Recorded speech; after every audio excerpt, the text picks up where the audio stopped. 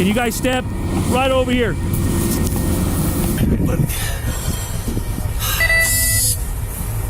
Corporal, I need you to know who's in charge.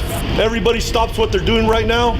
This is a crime scene. Yeah. Okay, everybody stops what they're doing, and I need the film secured by whoever's in charge of the... I do have some very unfortunate news to tell you. What? She didn't make it. Yeah. So in the case of Halyna Hutchins... Who's to blame? Hi, welcome back to this episode of True Crime Producer. I'm your host, Chantal. Today we have a very special guest. I'm Cal. Cal. Hey, everyone. He's one of my very favorite coworkers and also... Very favorite. Very favorite. And also Very outside of work friends, Yep. which that's a hard barrier to cross, I think, a lot of Yeah, time. huge barrier. Yeah, and we did it. So today we're going to be talking about the movie Rust and the untimely and very tragic death of Halyna Hutchins, who was the director of photography on the movie until she was killed. So Alec Baldwin is back in the news right now. Yeah. He's been charged once again with involuntary manslaughter in the fatal shooting of Halyna Hutchins on the movie Rust, which happened back in October of 2021. So I think we should paint a scene of what exactly was happening during that time. Right. So it's October 2021. It had already been a pretty chaotic set. There were lots of issues, very problematic issues on set, which we'll get into a little bit later.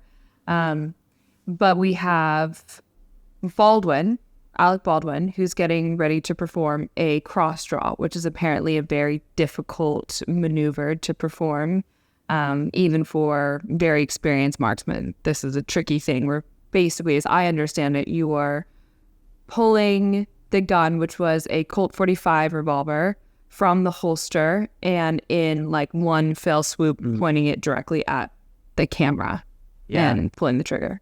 Or not pulling the trigger. Or not pulling the trigger, as... This is the problem. Yes, exactly, as Alec would say.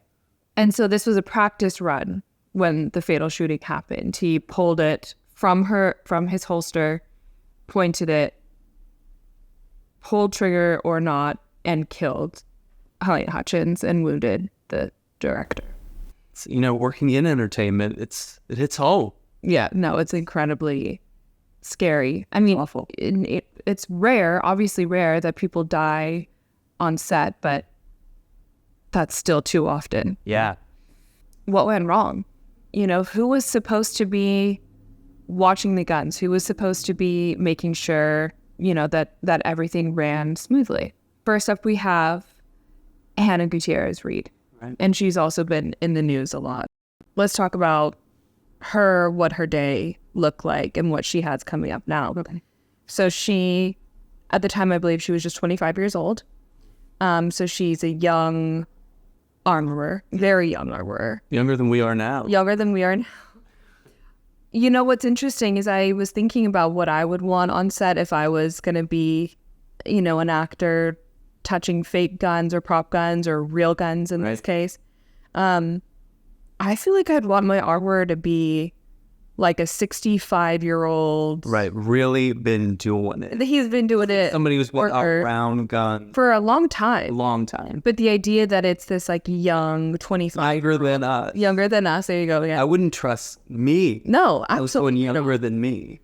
I definitely would not trust somebody younger than me. And that's not like a diss on young people in general. It's just like... Gen Z. But when you're dealing with... Not with guns. Guns? Absolutely not. I want like a... experienced person. And she had only worked on one other movie before where she had gotten a bunch of complaints.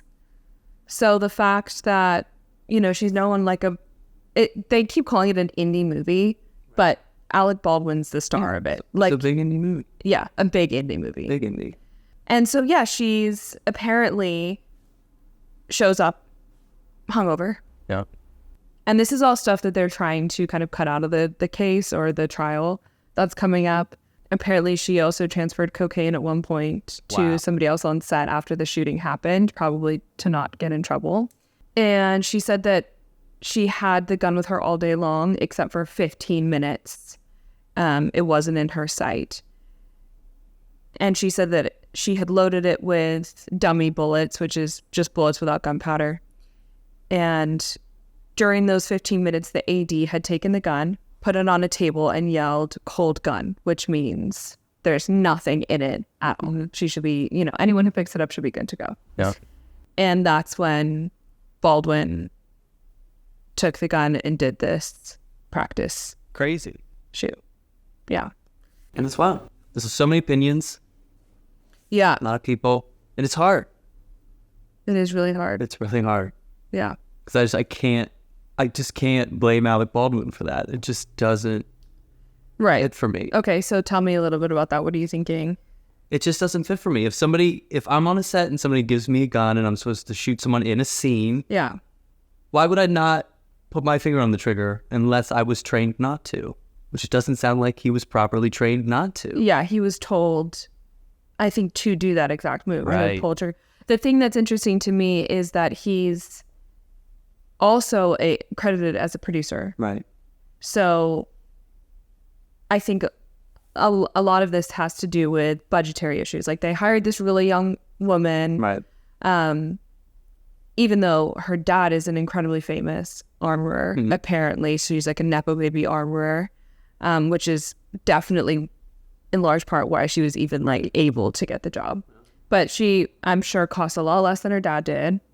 They were dealing with real guns instead of prop guns because, again, they're apparently cheaper and like widely available. So budgetarily, they're making all the wrong moves. All Right. wrong moves. They're just having they're choosing cheap over safe. Which, low budget or not, like, that's the whole budget. That should all go towards safety. It's 100%. kind of crazy to me as well, because also if this is like gonna make millions, Right. surely that's just such a small part of it. If you're going to skimp anywhere, that's probably Yeah, not don't the that like place to do it. the worst place to do it. But my point is, if Alec Baldwin is a producer on this, he has eyes on the budget, right?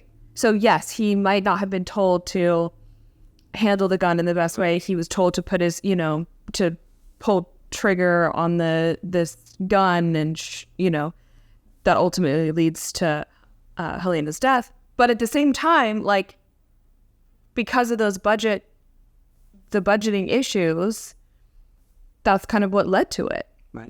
That he had eyes on. Do you know what I mean? Right. Yeah, you changed my mind. No. It's horrible. It's horrible. Yeah. No, it's really upsetting. But again, we don't know. I mean, I don't know, at least from the research I've seen, how much he knew about the budget. Right.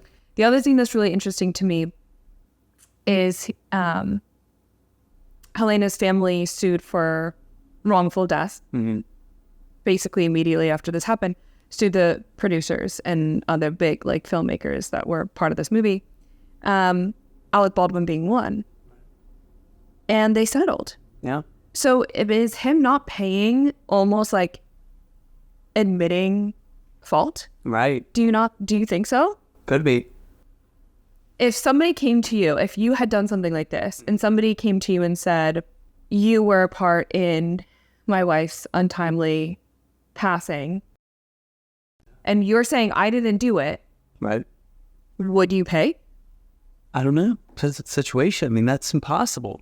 And the other producers, it's hard because it's Alec Baldwin. So like everything's about Alec Baldwin now. Yeah. But there's all these other producers, there's all these other people, and we just don't hear enough about it because it's all about Alec Baldwin now. That's true. That's very true. And it's unfair to the family. It's unfair to Halyna. It's just wrong.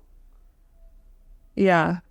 No, that's an interesting point, because the two people I hear the most about are Alec Baldwin, Right. because he's the one that technically pulled the trigger, and then this young woman, Right. Hannah Gutierrez-Reed. And there's all these other producers and there's all these other people that manage the budget. And it's like, how do you Placed. blame? So speaking of blame, do you think because Hannah was maybe thrust into this role because of her, I keep saying Nepo baby, that's kind of how I view it as though. Like, because, yeah, right. Because of her Nepo baby status, she was thrust into this role that she clearly was not prepared for. She had had complaints on the last movie. People had walked off the set just hours before this. The night before that fatal shooting on the set of the movie Rust, the head of the camera department, Lane Looper, emailed production managers a resignation letter. The reasons he said he was quitting: delays in pay, complaints about housing, and safety concerns. Looper writing, "In my 10 years as a camera assistant, I've never worked on a show that cares so little for the safety of its crew." They had claimed that at least 2 accidental rounds had been fired from other guns. Right. So she's clearly not prepared. Right. Do you think she's at fault then? I don't know, because it feels like hiring her is so inappropriate to even begin with. Yeah. So, like, how do you blame somebody for taking a job that they're clearly unqualified for? And it's hard. You know, we've all taken jobs we're unqualified for. Indeed. But we're not in a position where somebody's going to get hurt. Yeah. So at that point, then, where does self-responsibility, I guess I would say, where does that come into it? Where do you draw the line? Like, if I was hired her and her, yeah. If I was hired as a surgeon tomorrow, I can pretty confidently say I wouldn't go. Right. Someone's going to die. Yeah. If I'm starting to cut someone, I'm not, but I wouldn't go. You're not going to do it well. I'm going to prioritize somebody else's health over this. Right. Granted, you know, I'm a little bit older than Hannah was at this time, but I think even as a 25-year-old, I'd have the wherewithal to say, you know what, this is pretty serious. I need a little bit more time. And I definitely wouldn't show up hungover. So they're also trying to throw out the fact that just a year before, Hannah had apparently handed her motorcycle keys to her boyfriend, who was heavily intoxicated, who had then gone on to die in that motorcycle crash that night. Do you think that's relevant at all to this case? Not really. Not really. But in rendering her just an irresponsible person. I think that's what it is. Argument. That's probably why the prosecution wants to keep it in. Right. Which, you know, she seems like an irresponsible person. Yeah. It's giving irresponsible. Yeah. Kind of all the way around. Yeah.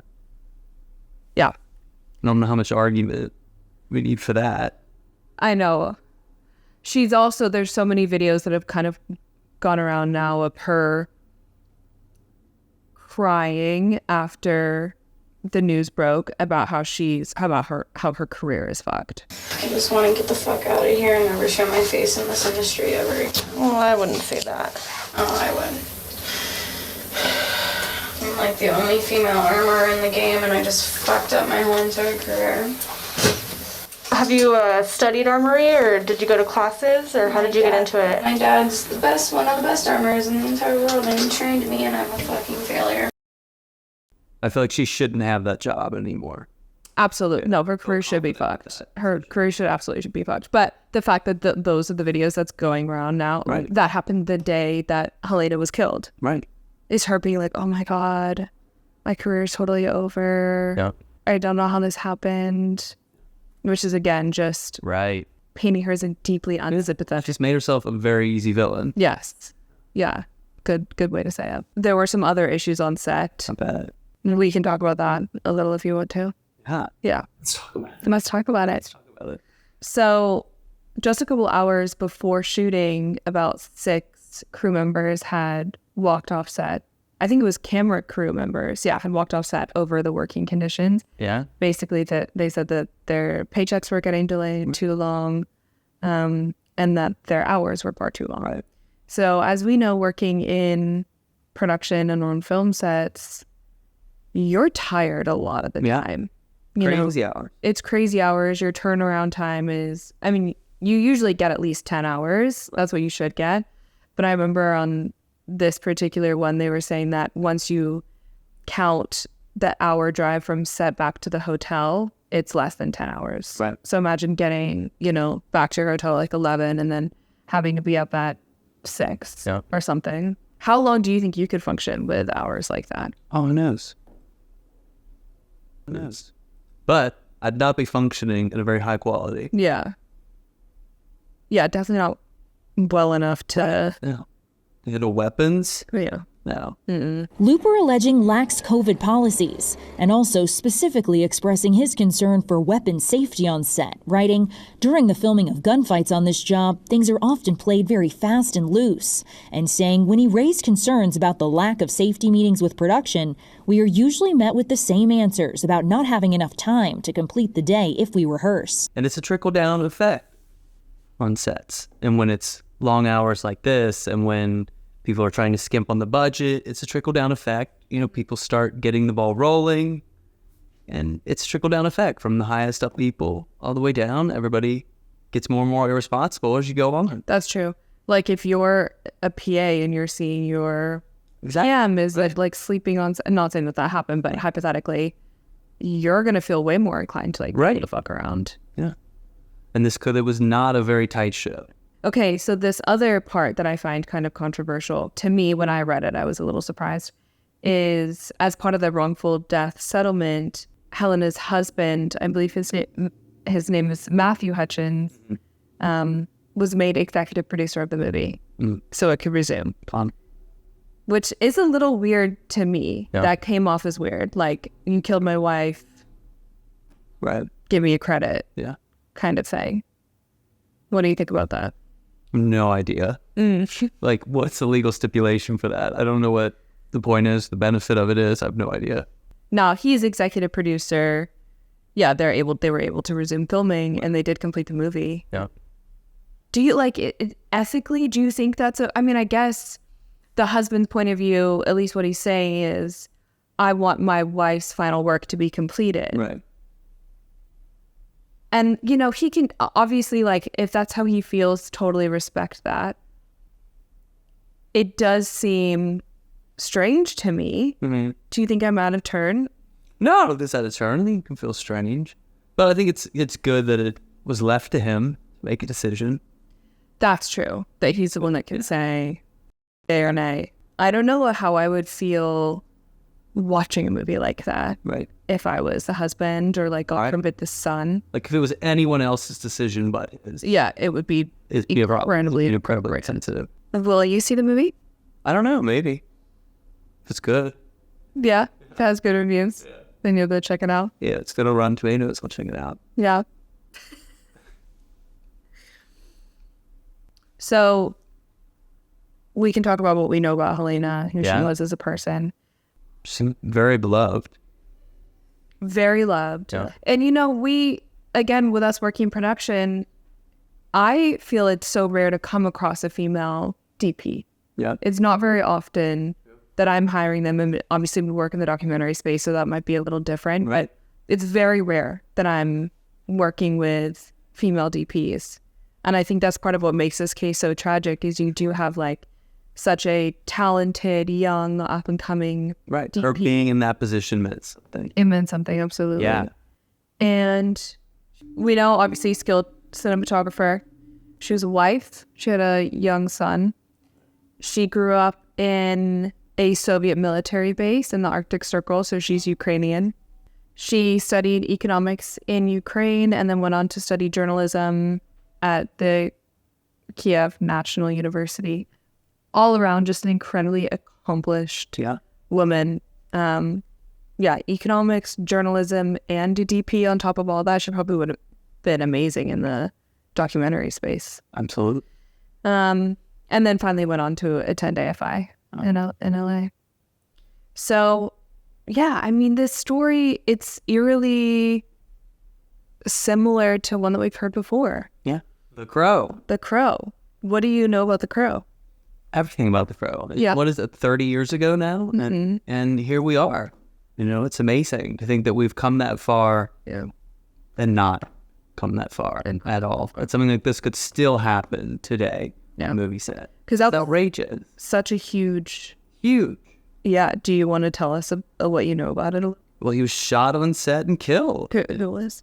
The main actor. I don't remember the actor's name. Okay, so I think it's Brandon Lee. All right, good. You don't either. So. Yeah. Bruce Lee's. So it's Bruce Lee's. Right. And they were doing a scene where like the bad guy or Brandon Lee's character walks in and sees his partner being raped. Mm-hmm. and attacked, and then the bad guys go to shoot Brandon, and I think, if I remember correctly, it was a squib gun. No. It was the same issue, wasn't it? It was a real bullet. Squib load. Yeah, where it got stuck in dangerous condition known as a squib load. Yeah.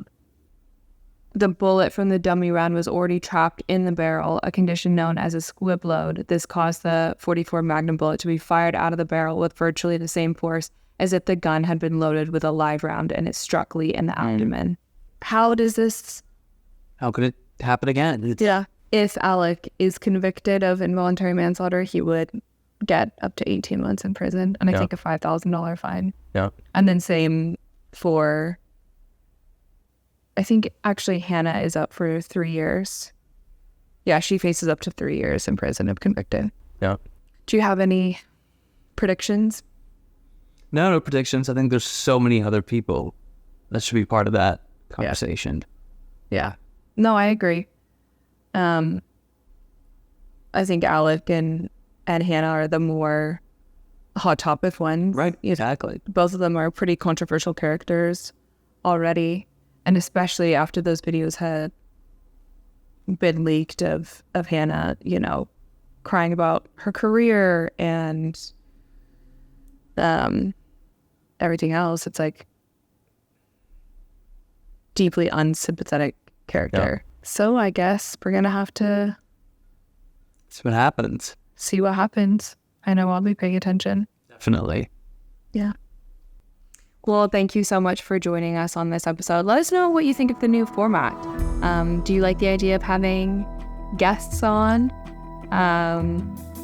Or do you like just having, you know, a one-way conversation? Let us know what you think in the comments below. See you next time.